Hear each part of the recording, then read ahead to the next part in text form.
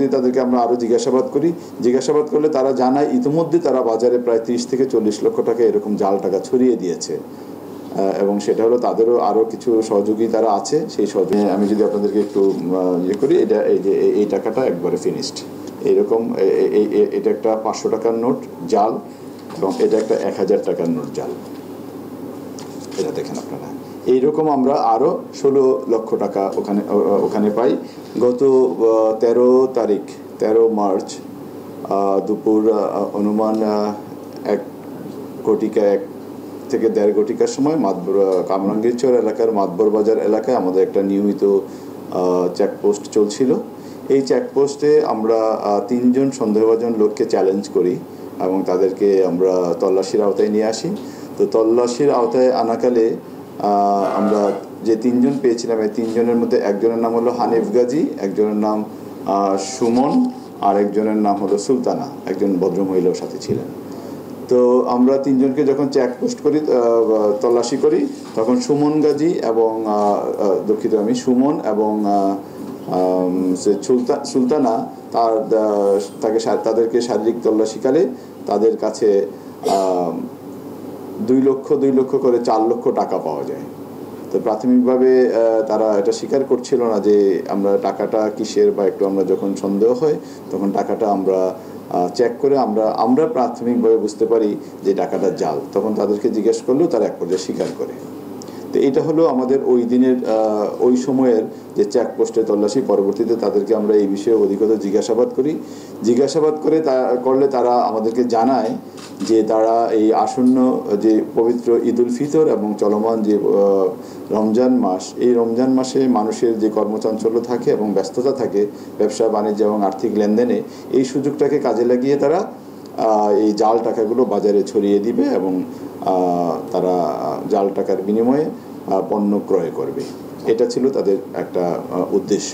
তো পরবর্তীতে তাদেরকে আমরা আরও জিজ্ঞাসাবাদ করলে তারা জানায় ইতিমধ্যে তারা বাজারে প্রায় 30 থেকে 40 লক্ষ টাকা এরকম জাল টাকা ছড়িয়ে দিয়েছে, এবং সেটা হলো তাদেরও আরও কিছু সহযোগী তারা আছে, সেই সহযোগিতার মাধ্যমে।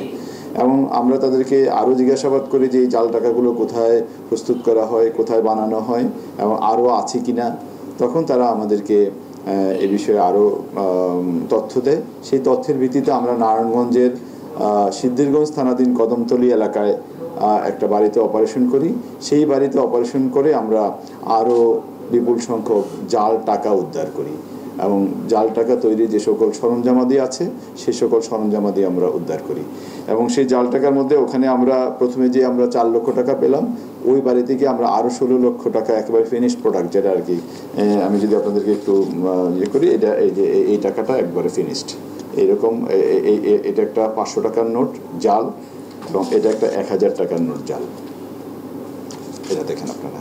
এইরকম আমরা আরও 16 লক্ষ টাকা ওখানে পাই, এবং প্রায় আংশিক প্রস্তুতকৃত এইরকম টাকা আমরা তাদের কাছে পাই। এটা হয়তো বা আরেকটু সময় পেলে তারা এটাও প্রিন্ট করে ফেলতো এবং এটা বাজারে ছড়িয়ে দেওয়ার জন্য তারা সব রেডি করছিল। এটা আপনারা দেখতে পাচ্ছেন, একটা কাগজের মধ্যে তারা 4টা 1000 টাকার নোট তারা প্রিন্ট করতে পারে, এবং এরকমভাবেই তারা প্রস্তুত করছিল।